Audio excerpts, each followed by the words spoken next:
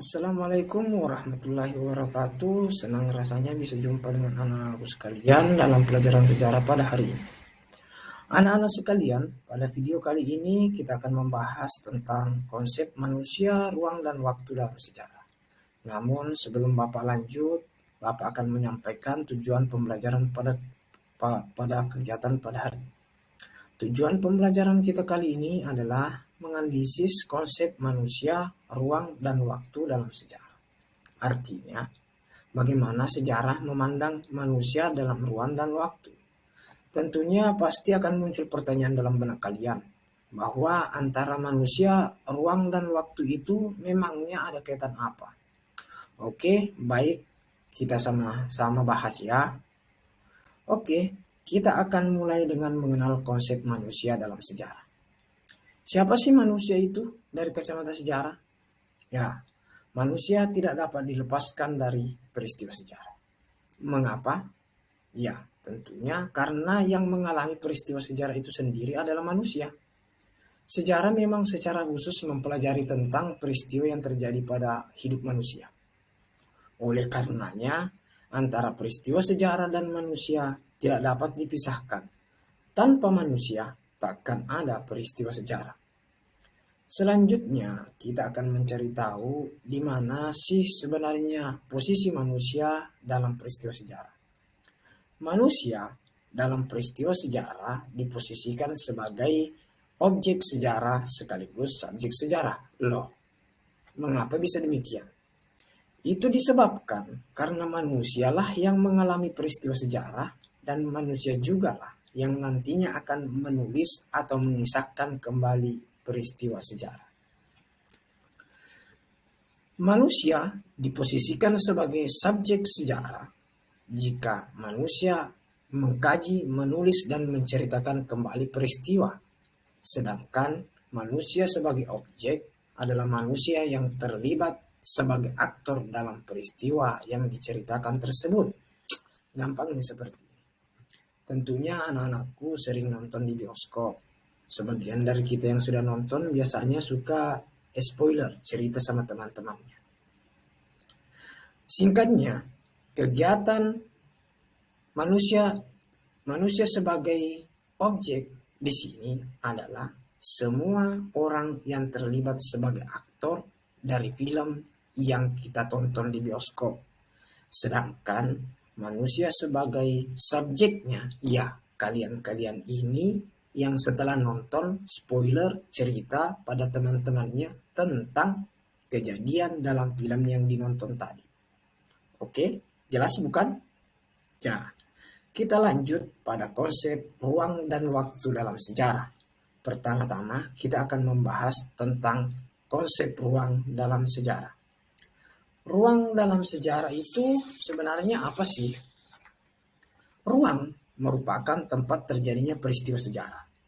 Sebuah peristiwa sejarah yang terjadi tidak mungkin jika tidak memiliki tempat.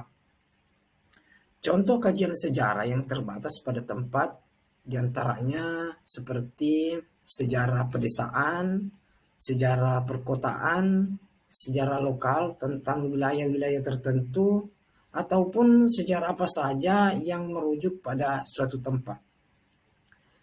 Ya, selanjutnya kita bahas konsep waktu dalam sejarah.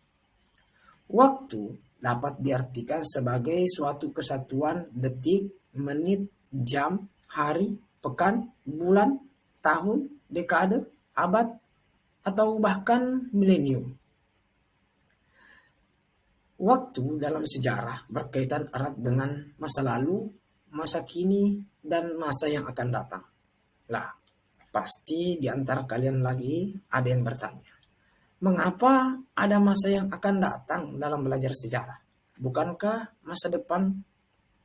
Sedangkan mempelajari sejarah itu mempelajari masa lalu.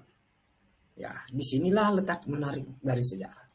Sejarah memang pada dasarnya ilmu yang mengkaji masa lalu. Namun masa kini dan masa depan juga menjadi perhatian sejarah. Mengapa demikian? Karena berbekal dari pengetahuan dari masa lalu dapat digunakan untuk memperbaiki masa kini dan mempersiapkan masa depan yang lebih baik.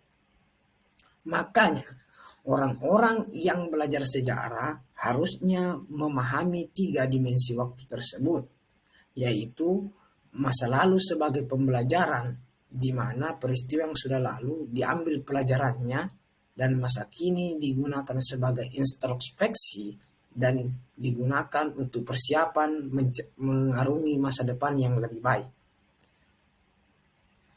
Begitu untuk konsep waktu. Jadi, posisi manusia, ruang dan waktu dalam sejarah itu membahas kehidupan manusia pada ruang dan waktu tertentu. Berarti ruang dan waktu tertentu itu mutlak harus ada jika kita membahas sebuah peristiwa. Sebagai contoh, peristiwa proklamasi kemerdekaan Indonesia tentu akan muncul ketika hal ini didengar oleh orang-orang yang belajar sejarah, maka akan muncul pertanyaan, kapan kemerdekaan Indonesia dan di mana dilaksanakan? Ya, disitulah kita harus menjawab bahwa proklamasi kemerdekaan Indonesia dilakukan pada tanggal 17 Agustus 1945 sebagai dimensi waktunya dan dilaksanakan di Jalan Pegangsaan Timur nomor 56 di kediaman Insinyur Soekarno sebagai tempatnya. Beginilah yang menjadi sebuah peristiwa. Oke, saya kira penjelasan tentang manusia, ruang, dan waktu dalam sejarah cukup jelas sampai di sini. Sebagai kesimpulan pada pertemuan kita pada hari ini, bahwa kehidupan manusia dalam ruang itu bergerak seiring berjalannya waktu.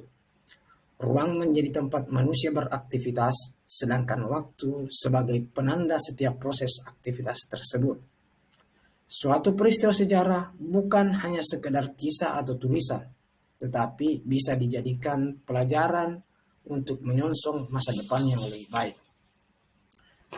Demikian pembelajaran kita pada hari ini.